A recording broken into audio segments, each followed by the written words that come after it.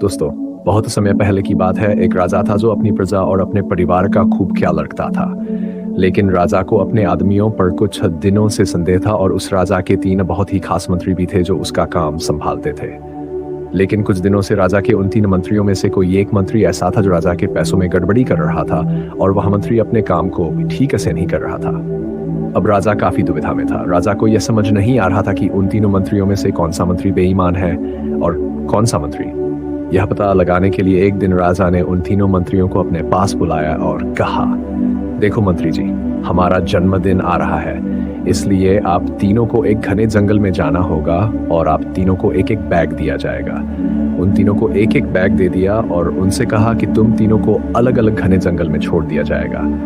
उस जंगल में तुम लोगों को फल के पेड़ को ढूंढना है और अच्छे अच्छे और ताज़ा फल से इस थैले को पूरा भर कर लाना है। तुम तीनों के पास सिर्फ आज शाम तक का ही समय है। राजा के कहे अनुसार वे 3 मंत्री जंगल में छोड़ दिए गए। उसके बाद वे 3 मंत्री जंगल में आ गए। पहले मंत्री, जो बहुत ईमानदार और मेहनती था, ने राजा के लिए बहुत सारे अलग अलग और अच्छे और ताज़ा फल से अपने थैले को पूरा भर लिया। लेकिन उसे ये सब करने के लिए बहुत मेहनत करनी पड़ी। उसने अपना काम पूरा कर लिया था। वह बहुत थक चुका था और उसने अपना काम ईमानदारी से भी किया था। अब दूसरा मंत्री, जो बहुत ही चालाक था, ने सोचा राजा के पास इतना समय थोड़ी है कि वह ये सब जांच करे कि मैंने अच्छे फल लाए हैं या खराब। तो बिना ज्यादा मेहनत किए उसे जैसे ही फल जमीन पर पड़े मिले, उसने वह अपने थैले में रख लिया, बिना ये सोचे कि वह अच्छे हैं या खराब। जो उसे जमीन पर पड़े फल मिले थे वह बहुत ज्यादा खराब थे और वह आराम से पेड़ के नीचे बैठ गया। अब तीसरा मंत्री, जो बहुत ही ज्यादा बेईमान और आलसी था, ने सोचा कि राजा सिर्फ थैले की लंबाई और वजन ही देखेगा। यह नहीं देखेगा कि उस थैले के अंदर क्या है और कितनी अच्छी और खराब चीजें हैं। तो उस तीसरे मंत्री ने बिना कुछ सोचे समझे अपने थैले को सूखे पत्तों और कुछ छोटे छोटे पत्थरों से भर लिया और वही पेड़ के नीचे बैठ गया और शाम होने का इंतजार करने लगा। राजा के कहे मुताबिक समय समाप्त हो चुका था, शाम भी हो चुकी थी। अब वे 3 मंत्री भी एक साथ अपने थैले के साथ राजा के महल में वापस आ गए।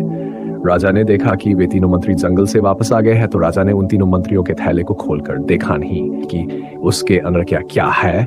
उसने उन 3 मंत्रियों को अलग अलग जेल में 1 महीने के लिए कैद कर दिया और सिपाहियों को यही आदेश दिया कि ये तीनों भी 1 महीने तक वही खाएंगे जो इन तीनों ने जंगल से अपने थैले में भर कर लाए।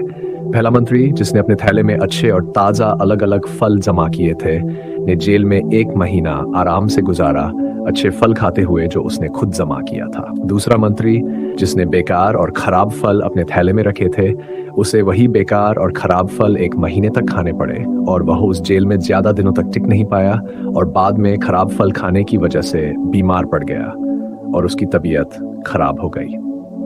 अब तीसरा मंत्री, जो बहुत ही बेईमान और आलसी था, जिसने अपने थैले में सिर्फ सूखे पत्ते और कुछ छोटे छोटे पत्थर भरे थे कि थैले में खाने के लिए कुछ सूखे पत्ते और कुछ छोटे छोटे पत्थर ही थे, तो वह 1 महीने के लिए क्या खाता। तभी उसे अपने बेईमानी और आलस्य पर पछतावा होने लगा कि शायद मैंने उस दिन थोड़ी मेहनत करके इस थैले में फल रख दिए होते तो आज मेरा यह हाल नहीं होता। वह बिना कुछ खा दिन के बाद ही जेल के अंदर भूख के कारण मर गया। तो दोस्तों, इस कहानी से हमें यह सीख मिलती है कि हम जो आलस और बेईमानी करते हैं, उसका हमें भविष्य में पछतावा होता है। आपने बहुत से लोगों को यह कहते हुए सुना होगा कि काश उस समय पर मैं ऐसा कर लेता तो आज उस इंसान की जगह मैं होता। लेकिन उस समय पर उन लोगों ने आलस को अपनाया था, इसीलिए वे आज जहाँ के वही हैं और जिसने मेहनत को अपनाया था, वह इंसान अपनी मंजिल में आगे बढ़ गया। अपने काम के साथ बेईमानी और आलस्य बिल्कुल भी मत करो, वरना हमें पछतावे के सिवा और कुछ नहीं मिलता। समय की कीमत कोई नहीं लगा सकता है।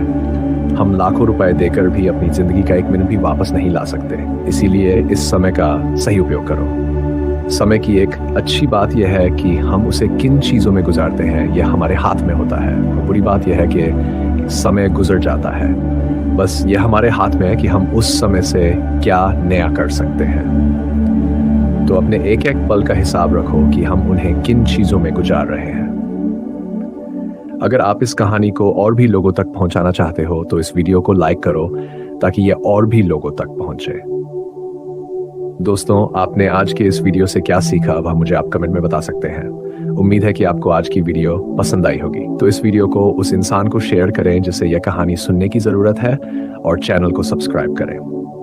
तो चलिए फिर मिलते हैं ऐसी ही एक और नई वीडियो में एक नए मैसेज के साथ। तब तक के लिए अपना ख्याल रखें। धन्यवाद और नमो बुद्धाय।